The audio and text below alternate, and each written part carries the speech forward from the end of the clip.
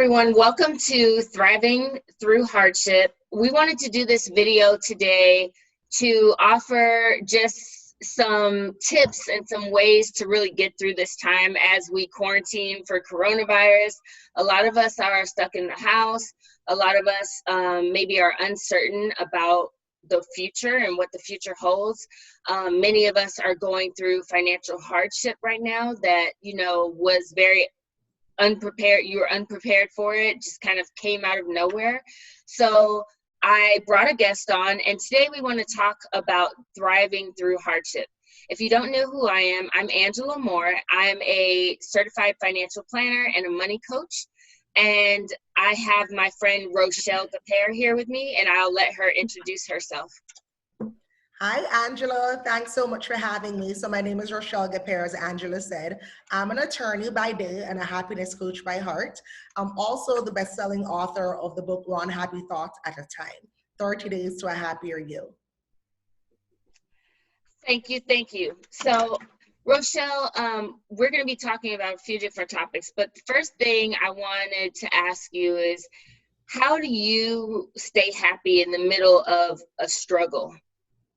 So first of all, I want to just put it out there. We're going through something that none of us have ever lived through. The coronavirus, COVID-19. This is an unprecedented time in our history. So the first thing I would say is that we all, as a nation, as a community, we just need to be kind to ourselves and also be kind to other people. When you're in a trying time, it's easy to get bogged down and think about it as, I am going through this and this is the worst thing that could happen to me. But the fact is, we're all in this together. And I guess that translates to any other hardship in life, whether it's going through financial difficulty, whether going through a health scare, a divorce, a breakup. There's 7.7 billion people on this earth. You are not the only person going through whatever struggle it is that you're going through right now. But more importantly, even if you are one of the people going through what you're going through, there are thousands of people who have taken the L that you're going through and have made millions of dollars because of it. They have become very creative because of it. They have thought outside the box because of it, and they have thrived and flourished, right? So with human resiliency, so many bad things have happened throughout history, right? I don't have to go into all the doom and gloom we've faced. Even just 10 years ago in the recession, and so many businesses were birthed because of that recession. So what I would say is that even in the worst of times, there is always some glimmer of hope. If you don't stay stuck in the woe is me, the self-pity, why me, why me? And listen, having that emotion of fear or worry, anxiety, being sad, all of that is a natural human emotion. You should take the time to process your emotions. You get laid off from work, you should be sad. You should be scared. You should be worried. Who wouldn't be? It would be unnatural for you to say, oh, I got laid off, great, I don't know how to pay my bills. But no. You have to put a time limit on the suffering. You have to decide, okay, I'm going through this period right now, but what does this mean in the grand scheme of things? How can I become better because of this? And so closed doors have a way of just propelling us into our different seasons and our greatness. And I will use myself for an example. I don't know if you want to maybe interject, Angela, or if I could keep going. Okay, well, I'll use my testimony as an example. They said you don't have a testimony if you don't have a test. And so a couple years back, I was in a phase of my life where I wanted to figure out what was next. I knew I practiced law, I'm good at doing it, but I could tell that that was not my why. That's not the thing that drove me, that made me wake up in the morning bouncing with passion, right? And so during that season, I was also in a long-term relationship, and it was just with somebody who I thought I'd spend the rest of my life with. Unfortunately, the relationship ended, and I was really hurt by it. And more than anything, I was disappointed because I had all these grand, amazing plans, the 2-year plan, the 5-year plan, the 10-year plan with this person. And so when that didn't work out, it felt like all my plans blew up in my face. And that's the thing. It was a closed door that I really did not expect.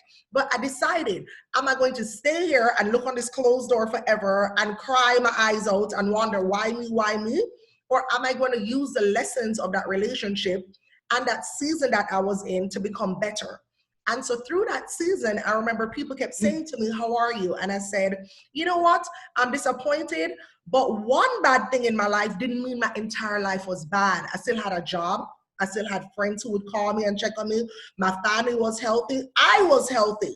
So yes, I had to start compartmentalizing. One area of your life being bad doesn't mean your entire life is bad. It means one area is bad.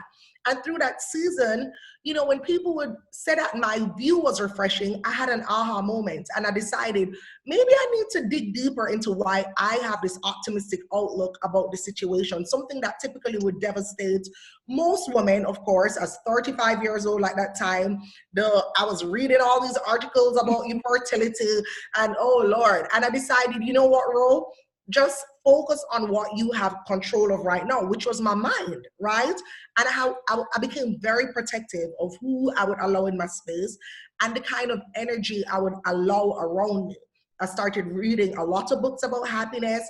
I enrolled in courses about happiness, and I loved reading about it so much that I became a certified happiness coach and decided to write my own book. The book went on to be an Amazon bestseller. And the last 2 years of my life have literally been beyond anything I could have scripted, all because of a closed door. I decided to become creative. I became innovative. I wrote this book about happiness during one of the worst seasons. Actually, it was the biggest disappointment of my life. Today, that is the worst thing that has ever happened to me. And I'm grateful that's the worst thing that has happened to me. A breakup from somebody whose time in my life was just for a season. It wasn't for a lifetime, and that's okay. And so the gift of that closed door is that now I'm living my passion. I'm living my purpose. I get to go around the world and teach people to be happy. I'm here talking to you about happiness, and I wake up every day with a zest for life and a focus of my purpose that I didn't have prior to that closed door. So yes, mine was a breakup. Yours may be health. Yours may be the financial worry, which is really what's bothering a lot of people right now, and which is why we have Angela here to kind of lead us and guide us into where we need to be going next. But listen, it will be okay. It will be okay. Breathe, relax, and be kind to yourself. It will be fine. You bring up such a good point because, you know, a lot of people don't know my story, and my story is similar to, it's very different than yours, but similar to, you know, I went through extreme financial hardship in 2008. I went through a breakup, and as a result, I was just like, and at the time also I hated my job. So I was like, I hate this city that I'm in. I hate this guy. I hate this job. I'm just going to quit everything. And I quit, and I went back to where I had a home in Tampa, and I was unemployed. I ended up being unemployed for almost a whole year. And financially, I had always been so on point. I had, you know, I had a budget, I had all these things, but I had really bad habits, and I hadn't really planned for the future or anything. Mm-hmm. And I went through a really tough time for a while. And at one point, I didn't even know where I was going to live or what I was going to eat. I remember one time I had $16 in my bank account. I had no food. And, you know, one of my girlfriends, I think she kind of knew what was going on. And she called me one day like, Angela, I made some soup. You should come over and have some food. You should come eat with me. And I knew what she was doing. I knew she was trying to help me out. But it made me realize, going through that time of not having anything, that I still had everything. Like, I still had amazing friends. I still had my mother. I had my family. I was healthy. You know, not to brag or anything, but I was like, I look good, you know, like, it was just like everything. I had the church, you know, I was going to church. I was having a good old time. And it took for me to go through one of the worst times of my life to realize everything that I had. You see what I'm saying? Like, before that time, I was so focused on money. I was focused on earning money, you know, and material things and buying things and shopping and a house and a car. And it was just like, and bills and debt. And like, I just had no focus for anything else other than that in a lot of ways. And that really taught me, and it's something, a lot of people don't know this, but it was after that hardship, during that time, when that whole year when I was unemployed and I had nothing to do with myself, that I started thinking, what do I want to do with my life? Yes. What is my passion? What brings me joy? Like, what can I do that will fulfill me in life? And it was because of that that I became a financial advisor, that I wanted to change people's lives. I wanted to make sure nobody went through what I went through. And, you know, ever since then, and that was in 2007, 2008, you know, it's been what, 11 years now? I don't know, something like 11 years. 2008, 12 years. 12 years. For 12 years, I have been preaching to people, like, save your money. You never know what will happen. Anything could happen. You could lose your job, you know, this and that, you know. And it's like, some people, literally, I have friends that are like, I don't want to talk to Angela about anything because I know what she's going to say. But it's like, I have been dripping on people. And one of the things I wanted to say about thriving through hardship is, like, there's a season to prepare, and then there's a season where you just do your best. Okay. And the time to prepare was before this. Okay. Like, the time to prepare, when things are great, we tend to have this overconfidence that things are always going to be great. Right. And then when things kind of go sideways, we start to operate out of fear, and we start to operate out of worry. But the thing is that, like, fear and worry don't help anything. It doesn't create any results, right? And overconfidence only hurts you sometimes too, like in certain situations. Like, just thinking that your life is always going to be on the up and up. It's not always on the up and up. Life is like this. And hills and valleys. And what I love about you, Rochelle, is that no matter what is going on, you're always happy. Because the truth of the matter is, our happiness doesn't stem from all the things that are going on. Our happiness really comes from, like, our attitude and our mentality, and just a choice, really. Like, I choose to be happy. Like, that's what I see from you every day when you wake up in the morning and you go on social media. It's like, today I choose to be happy, and here's a whole bunch of reasons why I'm happy, you know. And it's just so good to take a moment and think about those things. I think when we're in a time like this, it's easy to get so focused on, oh my God, what if I lose my job? Oh my God, I lost my job. How am I going to pay my bills? How am I going to do, you know, and all these different things. But at the end of the day, it's like, man, you're healthy, you're blessed, you have your family, you have, you know, your community, you have your friends. No matter what happens, you're not going to be homeless because you have these people that love you. They're going to feed you. They're going to take care of you. Like, yes, would it have been good for you to save? Yes. Okay. Yes. Mm-hmm. Would it have been good for you to prepare? Absolutely. Okay. But that right now, that's not where we are. And it's, you know, I always tell people, don't look back and judge yourself. Like, we have, just like how we have to have grace and mercy on other people, we have to have grace and mercy on ourselves. Yes. We have to say, you know, I'm only human. I'm doing my best. And at the end of the day, you know, I'm going to let God do the rest, or my higher power, or whatever. Like, there's certain things I don't control. I can only control the things I can control. Mm-hmm. And I think this is a time to really focus on those things. And, you know, one thing I was going to add is, for people in this time, what you can do, like Rochelle said, is focus on your happiness, but also start to get organized and have a plan. Like, how am I going to move forward from this? Like, when I went through my financial hardship, I was like, what am I going to do with my life? Okay, I want to become a financial planner. How do I become a financial planner?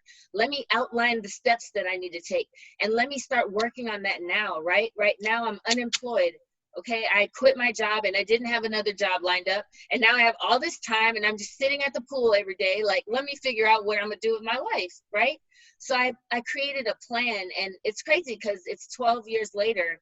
And now I'm like, wow, look what I've created. Just like you, Rochelle, like, you wrote this best-selling book. You've done all these things. It came from one idea, and then you were like, I'm going to go on sabbatical, and I'm going to write this book. And you just, step by step, let me write this book. Okay, let me launch this book.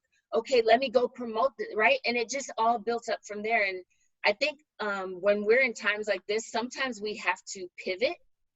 We have to create a plan. We have to get organized. right? Everything, I believe everything happens for a reason. And this is like a period where like we've been forced to slow down. And all those years that you were like, I don't have time to do this, I don't have time, now you have all the time in the world, and you need to take advantage. You, just like Rochelle said, when times like this comes, this is a pivotal moment for you to change your whole life around if you want to. Yes. Agreed. Agreed. And what you said about pivoting, being flexible, and it's true, having the plan. I encourage my clients and, you know, anybody I speak to write down your goals. Write down, and when I say goals, meaning write down how you want to feel, because that was huge for me. I wanted to wake up feeling peace. I wanted to have financial freedom. Think about those things as you're figuring out the kind of life that you want to create for yourself. Because a lot of us, we just don't know our purpose. For a long time, I'm an attorney, but it wasn't the thing that was really bringing me real joy. And so I started thinking more on like a cellular level, like, okay, when I wake up in the morning, how do I want to feel? When I'm going to the office, how do I want to feel about the work, about the people that I'm going to be surrounding myself with? When I'm at home, what kind of books do I want to read? What kind of environment do I want to cultivate for my peace, for my joy? I have sunflowers behind me. I make it a point of duty to do the things that I enjoy often. And it's not big things, it's little things. Like right now, going outside for a walk so you could get some sunshine, some vitamin D. Right now, we are in self-preservation mode. I have said it time and time again on my Instagram and to friends. You have to be protective of the energy you're allowing in your space. Watching the news 24/7 and hearing the doom and gloom all day, it weighs on our spirit. It doesn't mean that you can't be informed. You can be informed, but choose a slot of time. Okay, 30 minutes before noon, I'm gonna watch the news. After that, I'm gonna go for the walk, or I'm gonna listen to some music to uplift my mood, to make me feel happier, to make me feel more at peace. You should be waking up in the morning, having a morning routine right now. What are you doing as you open your eyes? Are you tapping into gratitude? What are you thinking? What are you just rolling over and looking on your Instagram? No, you need to wake up. And this in spite of coronavirus or COVID. In your general day-to-day life, you need to set the tone for your day. For your day. Play offense, not defense. You need to go into your day determining how you want to show up. So you wake up. How do you want to feel that day? You need to be reading positive affirmations. If you are a believer, you may pray. I am a huge advocate of journaling. I love having a gratitude practice every single day. 3 things I'm grateful for. So in the morning, just start setting your tone. But now more than ever, in this season that you're in, that we're all in, where we're all not knowing what's going to happen next, you have to just be so careful of the energy that you're allowing. So just please step away from the screens, step away from social media, or just mute the people who keep just spewing all the statistics. We know it. You have to wash your hands, stay inside, be careful. We don't need to keep hearing that. What you need to be doing is sharing some positivity and also thinking, as Angela said, what's the plan to get you through this period or to get you through this season? And so I said it earlier, I had a live a couple days ago, and I said, at the end of this period, let's say July 1st, 2020, I want you to write, I wish I had. And when you think about July 1st, 2020, and you wake up and you read, I wish I had, what would you have wished you had done with this time? I wish I had enrolled in the class. I wish I had learned Spanish lessons. I wish I had worked out every day and lost those 15 pounds. I wish I had learned some new recipes. Whatever you believe 2 months from now, you will wish that you had done with this time. That's what you need to be waking up and doing every single day with this time. Absolutely. That's such great advice. Such great advice. And I, along with what you said, I wrote in my notes to stay informed, but to kind of try not to worry and try not to let your emotions overtake you. And then also, you know, if you're one of the people who is unsure about your job or that you've already kind of lost your job at this point, make a list of the resources. You know, unemployment. Make a to-do list. I need to file for unemployment. I need to figure out if I get a new job, do I want to do the same job, or do I want to do something totally different? You know, like I said before, this is a great time to consider pivoting if you want. Also, focusing on like what kind of changes you may need to make in your life to get through this time. You know, I've said this to a lot of people. You may want to move in with your parents. You may want to get a roommate right now, right? It doesn't matter. This is a temporary situation. What are you going to do to move forward now, right? And to kind of, when you're making these decisions, you really do want to try to take your emotions out of it and look at the positive side of things. But there's nothing wrong with doing what you need to do to get through this period, you know, emotionally and financially. Angela, there's a quote by Oprah. It says, do what you have to do until you can do what you want to do. And so right now, that is, I think, how we all have to operate. As Angela said, you may have to move in with your mom. You may have to scale back.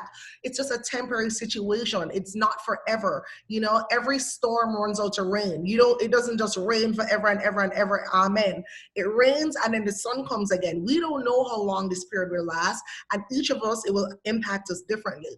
But what I also wanted to say, you know, what you said, Angela, was just awesome. It's true, like it's temporary, but allow yourself to be vulnerable. Ask for help. There is no reward in sitting there suffering in silence. Ask for help. Angela said it earlier. Her friend invited her over for soup, right? Because her friend probably sensed that Angela was going through something. And so a lot of us have on a superwoman cape or the Superman cape.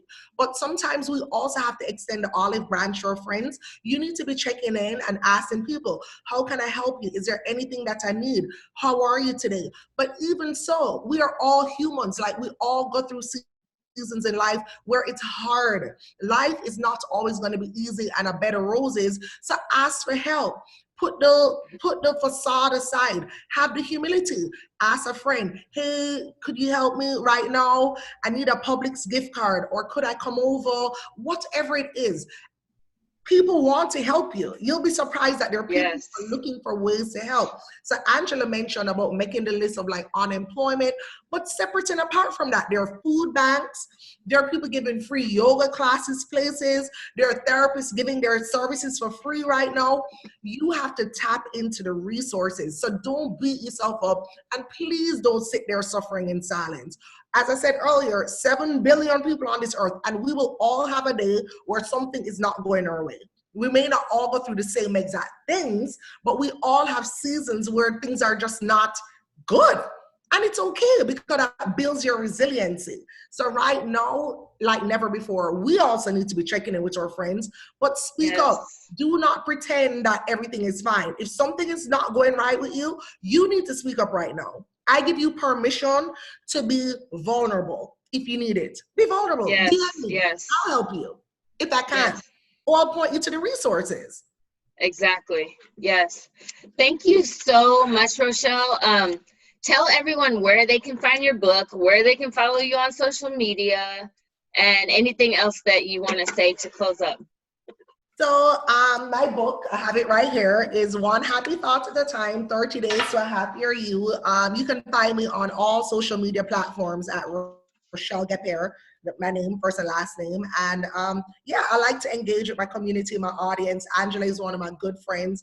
We share resources, we share our energy. You know, we've seen each other through different seasons of life, through the hills and the valleys. And that's why I'm saying it's so important to align yourself with people who care about you. And so the time that you're spending engaging in environments that aren't serving you, now is the time to really be clear. Take inventory of your life. What is making you feel good? Write the list, pros and cons. If the job isn't making you feel good, now is the time to shake it up. Look on your phone. Who are you talking to? If those people are making you feel good, you need to swap them out. Spend your time on people who love you, on people who edify your life, enhance your life. When you wake up, you should be looking forward to living. And in spite of anything you're going through, you should have a community where you feel that you could be safe enough, vulnerable enough to show up exactly as you are, right? So we are rooting for you, and anything you need, we are here. Yes, thank you so much. And everyone out there, follow me at Modern Money Advisor or Modern Money Education. Follow our YouTube, our Instagram, our Facebook, and visit our website at modernmoneyadvisor.com. Thank you and have a great day. And let us know if we can help with anything. Yes.